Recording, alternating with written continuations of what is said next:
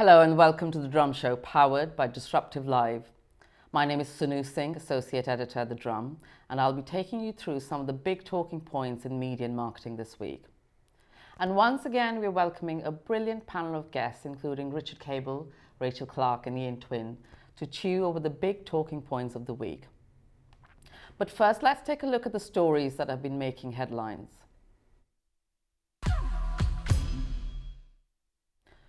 Incredibly, the Advertising Standards Authority has not been inundated with complaints about the government's Get Ready For Brexit campaign. The ASA confirmed to The Drum that despite preparing for a flurry of Brexit-bashing moans, it has not received a single complaint since the 100 million campaign launched on Sunday. It is believed that the watchdog even brought in extra staff in anticipation of dealing with a high level of fury and has been left surprised at the lack of any reaction at all.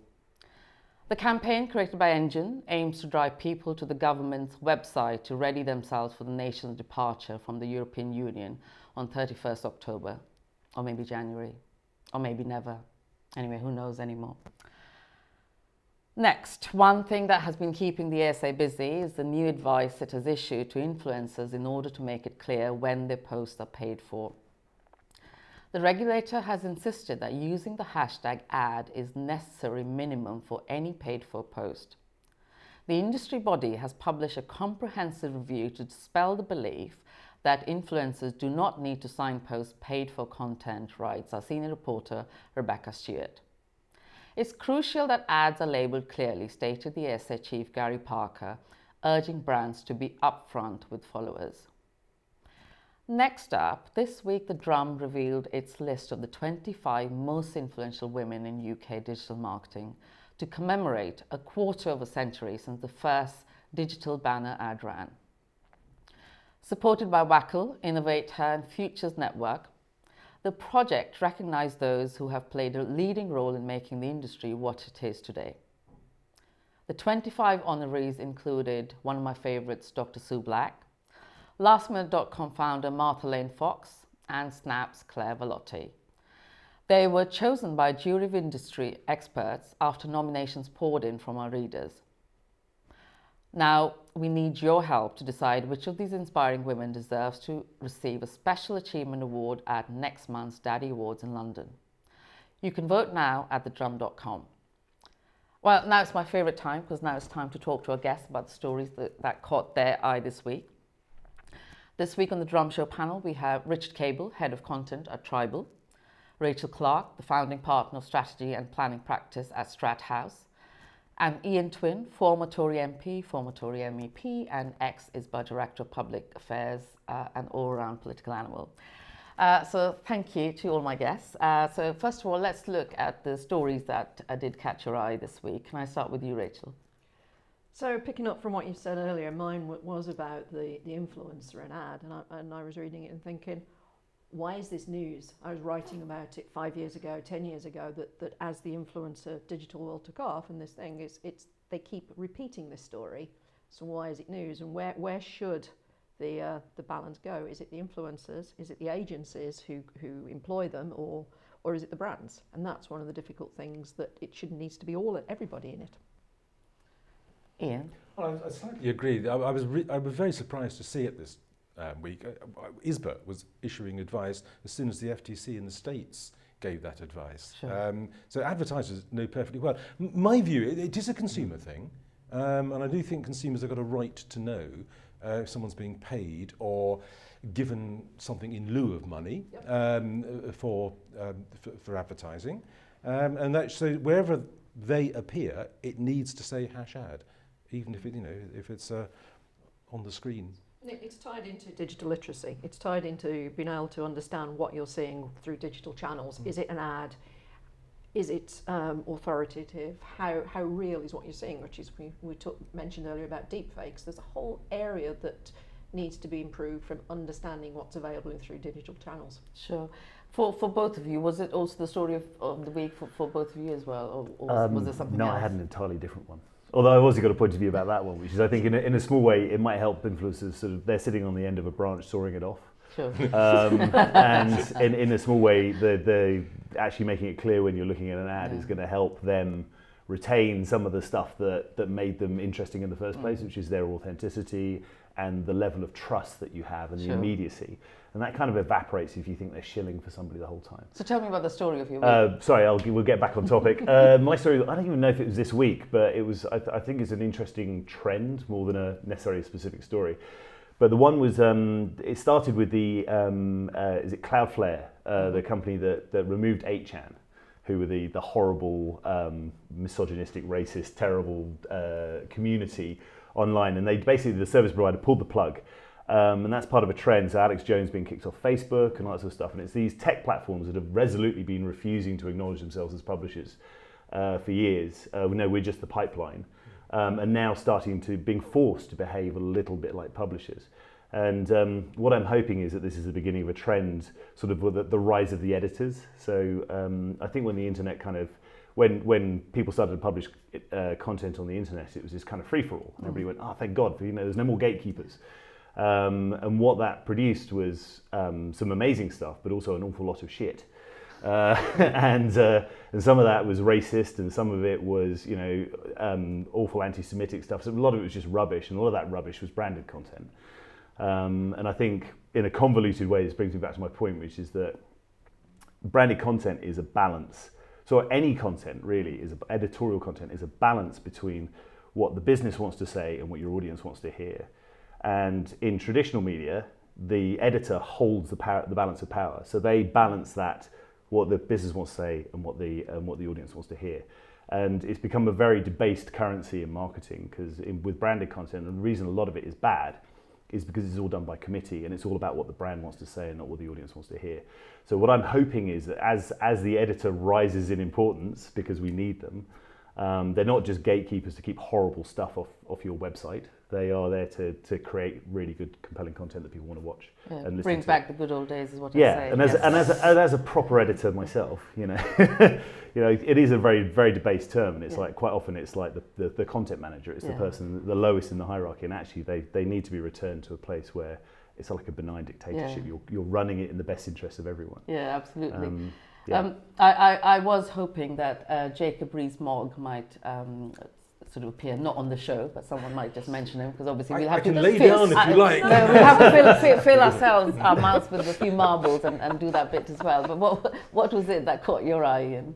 It's funny, it was the influencer thing from the marketing point of view. Yes. I think it is good to have that reinforcement, although it's not exactly new news. Yeah, exactly. Well, talking about new news, then shall we come to what is making news? Or what was supposed to be making news is the 100 million Brexit campaign created by Engine. I mean, we all did think that it will be so stark and it will hit us on the head, but it's a bit underwhelming, don't you think? Do you know, I've not seen it in paid for media yet. I've seen PR. I haven't seen any paid for media. So can I just say 100 million is going down the bloody drain if I'm sure it went for the creative concepts, didn't it?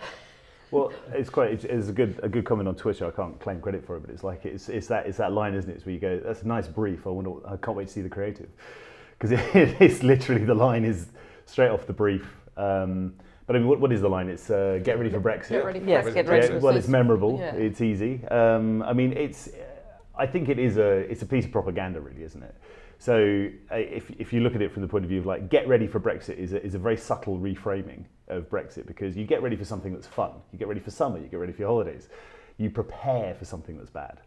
So I think there's just a subtle, interesting use of language around that. And I think obviously it's in that great tradition, you probably know a lot more about this than I do, but in the great tradition of getting a retaliation in first, which is where, like Cameron did it with ahead of the Brexit referendum, when they leafleted the entire country with what was a very political position, saying we're backing staying in. Yeah. Obviously that worked, but and they've just done it again. So I think the whole thing was the whole basis of what Boris Johnson is doing at the moment is to get himself to a general election where he can actually change the equation. And this is just the first salvo, just getting that out there, because I think he didn't expect it to run for more than 3 weeks before the challenge before they called an election. The challenge I have is that, I mean, this sort of thing should have happened when we first first due to come out, and why wasn't it there? And B, the product it's selling, which is the government website, it doesn't actually help you get ready for Brexit. I mean, I have a company, I have a lot of my income comes from EU. I sell services, not goods. There is nothing on that site that I can find that tells me how I'm going to be impacted, apart from check my passport is in date and get travel insurance. That's it. That's if you run through, and I run through the queries and put it all together. So maybe the reason that there isn't any complaints to the ASA is because you're not actually selling a product that's offensive. It's just literally it's fluffy and nice, and it doesn't actually tell you anything useful. Ian, I mean, of course, both as former ISBA and a former London chairman of the Tory party as well. I mean, do you think it should have addressed some sort of impending sense of gloom, whether it is sort of shortage of food and fuel and medicines and all of that? But why? Those are matters of politics and political opinion by pressure groups. I think I welcome the campaign, obviously. I mean, both from the advertising point of view but from the public point of view. You do want to have somewhere you can go and check. Now, so if you're exporting goods, you need to know about what customs is going to be like. That's very important. If you're exporting services, that's an interesting one. And let's hope the government are listening to this. Let's hope Alex Aiken is there somewhere and thinking, oh God, we better sort this one out, because people do need advice. And even if you go on a website and it's rubbish, we've all done it, Yep. and it is extremely annoying. It's not quite annoying as being held up on the phone for half an hour, but it's still annoying. So I'm surprised they're not prepared on that side of things. But I think that the message is important, and it needs to be a positive message, assuming we do leave at some stage in the future. Let's hope on the 31st October, but if it's not, let's hope when we do leave, people are prepared. We don't want people to be going out of business because of the activities of the EU, for instance. But I think that's to Rachel's point. That's Yeah. something that she obviously doesn't understand, even after, you know, it's for a couple of weeks they're going to be spending, and it's the Blitz, it's the first ever major campaigin of this proportion. A blitz, but I mean, it doesn't feel like a blitz at the moment. It feels like anything. drizzle at the moment. Yeah. And I mean, we're talking about one of the big things that's in the story is about VAT registration, how you need a new number, and you sit there and go, so why wasn't all of this done last year when we were due to come out then? There's a whole bunch of stuff that I'm looking at going, if we had come out at the end of March, nobody would have been prepared. And there are actually businesses going out of business now because they can't get the staff. They're not being able to sell the orders because of the uncertainty. But I think going back to the website being rubbish, I think that kind of just underlines my point, which is that it's not really a public information campaign. It's a political line. It's a campaign slogan, essentially. It's like, get ready for breakfast. Breakfast.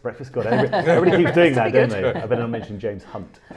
Anyway, so but so that idea of get ready for Brexit is a political thought. It's a subtle reframing, and they're just getting it in first. It doesn't really matter what's on the website because that's not the point. Yeah, I suppose obviously, and something we were discussing earlier on before we came on camera was we don't quite know what the brief or engine was either. I mean, one of the stories I heard, which is quite interesting, is that there was the government wanted Boris Johnson's face on some of these campaigns. You know, thank God that hasn't happened. I'm just wondering, you know, as industry experts, I mean, do you think it's a huge challenge, especially when it comes to information campaign? I mean, you are a former Diageo client, and they went through that whole series of be responsible or drink less or don't drink, whatever the case might have been. I mean, how big a challenge is that when you need to sort of bring a change in masses of population? I mean, the whole thing about changing hearts and minds is what this industry is. Now, usually... Poor job, then.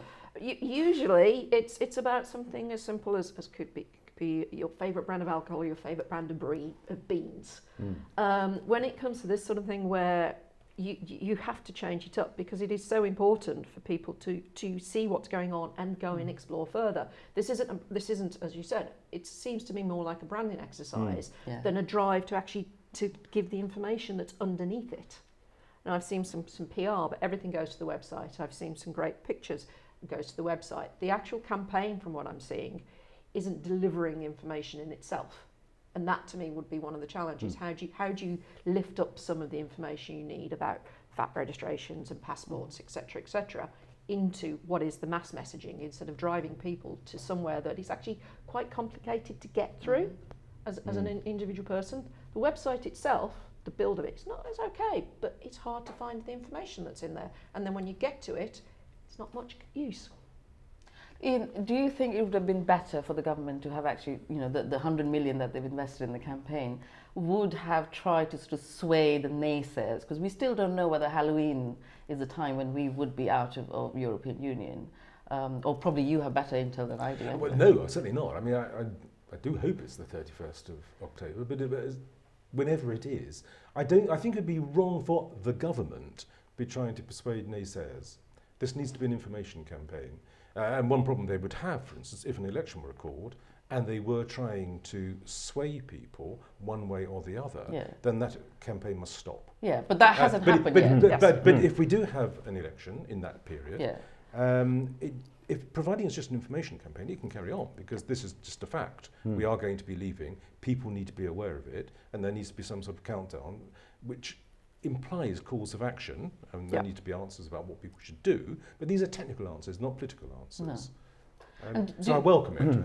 Yeah. Do we know what happens if because this is going to be in the next 60 days, the so-called blitz or the drizzle, as you call it. but if in the next 60 days election were to be called, so what happens to the 100 million that's being invested? Because obviously media owners must be rubbing their hands with glee because that's what So all the billboards. Has to stop. So you have PERDA, don't you? There is PERDA, but if it's just there's still a government, and the government still needs to carry on.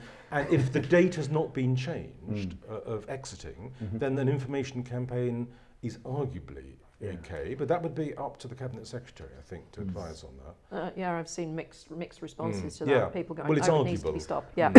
But if it's at all political, for instance, if Boris's face had been there, I mean, obviously that's not political, is it? But I mean, that in an election campaign, you can't have the leader of one party in paid-for government ads. No. And the fact that it has been the sort of highest trending on Twitter in the UK, do you think that means the campaign has been successful? Well, I think it's got. I mean, it's a great headline, isn't it? It's the largest. What is it? The largest public information campaign since the Second World War. Yeah. So that's a great headline in itself. We're going to spend 100 million. If the intention, as I maintain, is that it's literally just propaganda and they're getting it in before an election is called and the campaign is halted, it means you don't actually have to commit that 100 million. You can publish the figure. Yes. You know what they're like for sticking numbers on the side of things and people believing it. I don't know what you mean. I think it's that. That's essentially it. I think if there was I mean, just going back to your other point about this, I don't think this is a behaviour change campaign. I think a behaviour change campaign is like, changing behaviour is an incredibly long process and it's a multi-stage, multi-phase thing. And you have to be very much on the front foot and very, very public, and they have to use lots of different mechanisms to do that. This is literally just a public information campaign. Like the Don't Die of Ignorance, the AIDS campaign in the 80s. Yeah. Yeah. I mean, that was that's a stark image that's still sort of left with us, isn't it? That was a negative image. Arguably, this is a positive image. Get ready for Brexit. Well, the original AIDS campaign, they had. I remember they had because I was at school when it came out, but they had a guy who was supposedly on the poster. No, there was an initial run of it, and there was a guy who's obviously supposed to have been a drug addict, but he was quite handsome. And he was sort of like, I'm a drug addict and I'm sort of slightly curled up in the fetal position, and everybody was putting up the poster because he was quite hot. And it kind of had a sort of so they learned from that and they said, okay, we need to go with something else. Hence the tombstones, I think. Yeah. So hence the 4 lines that we get for 400 million. Yeah. But very quickly, I just want to find out from Engine obviously in the headlines because it's created it. Now looking at what Engine has done, do you think you would have done it differently, or would you have liked to be Engine at this point in time?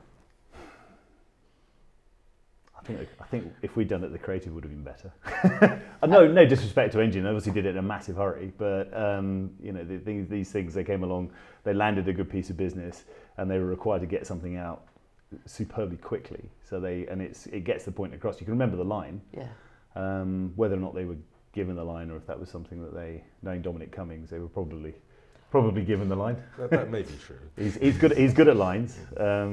as we know, with, what was it, Take Back Control, wasn't it? That was his. Yes. So yeah, I mean, I don't know if you can remember the Remain slogan. Do you remember the Remain slogan? No. Nobody does. As To my point, but I as think a strategist, yeah. Rachel. I mean, I agree. It has all the hallmarks of being done in a hurry. Of should we have to get something out, and you deal with what you've got. And in that case, if the client says we need it out by now, you put all your people on it and do it by now. Would I like to be engine? Probably not. I don't suspect they had that much freedom. Yeah, I think they were, they were in a tight spot, and they got something out, and to their credit, everybody's talking about it, so it clearly worked. There was a good PR campaign associated. Some of the 100 million's gone on the PR. Yeah. Yes, we still to have any leaflets because they haven't said anything whether we are going to have. Are we going to have door-to-door campaign? No, not door-to-door, I don't think. No. So, Ian, you have the last word. Do you think we should have put Boris Johnson's face on the campaign? No, I think it needs to be a government information campaign. It needs to be factual. Need to help people get the information they need to face the change in our constitution and government. Because there's a lot changing once we leave. Because the House of Commons suddenly has to take itself seriously because it's going to be the legislator. It hasn't been since we've been in the EU. No. Brussels has been the legislator, but Westminster doesn't like to acknowledge that. Yeah. I have so many questions and so much more I can say. But can I just say thank you for joining us? That was brilliant, guys. Thank you. Next up.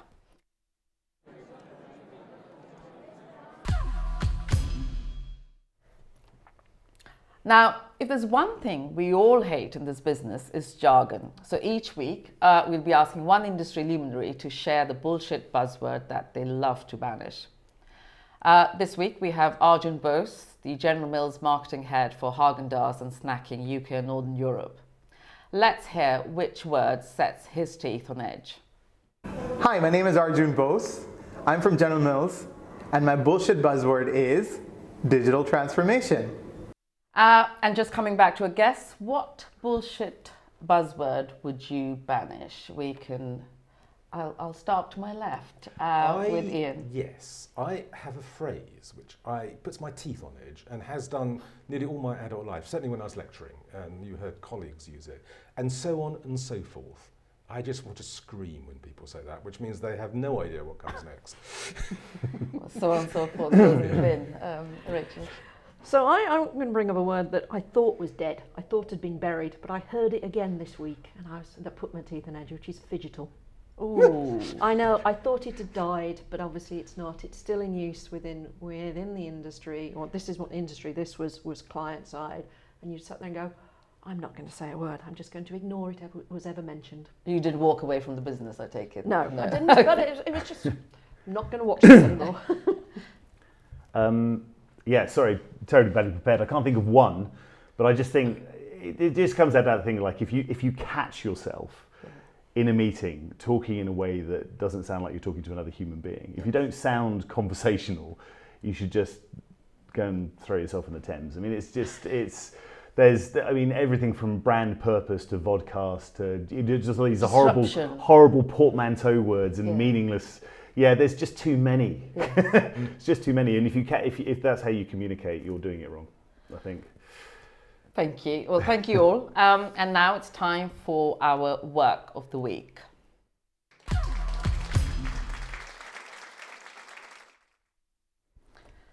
Every day, the Drum website shares the world's best new advertising and design work on a dedicated platform, Creative Works. You can even post your own work there for the world to enjoy. Our readers vote on the projects they like the most to crown our work of the week. So let's take a look at who has taken the honour. This week's work of week winner is, let's take a look. Well, this is what you get when you ask people to vote. But this one with 98 votes, this week's winning work is the Patch Plant Hotel, promoting Patch, the online plant shop which opened its first hotel for, yes, you guessed it, plants. Giving plant parents a lifeline during the summer holiday, Patch offered 100 rooms with a range of spa-like treatments for the plants. I'm only reading this. A booking site was created to facilitate check-in and check-out times and make sure rooms are available. If you want to see more work, vote for your favourite and submit your own projects, and visit the Drum's Creative Works page on thedrum.com, and please do not disappoint next week. Now here's an event rundown, and finally this is an overview of what's coming up over the next 7 days in the world of the drum. The Drum and We Communications will join forces to host an event exploring brand humanity. On September the 19th at 5:30 p.m. at the Swan at Shakespeare's Globe, a panel of brand marketeers and myself will discuss how, in a hyper-digital world, prioritizing humanity for brands and businesses can be a competitive advantage. Register your interest by following the link on screen. On September 16, the Drum will team up with MailChimp for Small Business Stars breakfast event. Taking place from 8:30 a.m, the event will discuss how small businesses, the stars of our industry and the wider economy, drive real growth and how we can better champion them. It will be an opportunity to, of course, discuss Brexit again, to analyse how growing businesses respond to potentially disruptive innovations and business models in the course of the digital revolution. Register your interest to attend on the website on screen. And finally, we are rather lucky to have world-famous photographer Rankin on board to guest edit the October issue of the Drum. Sell Me the Truth will be the theme of the issue, as Rankin explores how advertising can work without the need to mislead. You can buy a copy or subscribe to receive one on the Drum Inc. via the website or by downloading our mobile app. And that's all we have time for this week. So do join us on this channel next Friday at the same time for more media and marketing insights on The Drum Show. Thank you and bye-bye.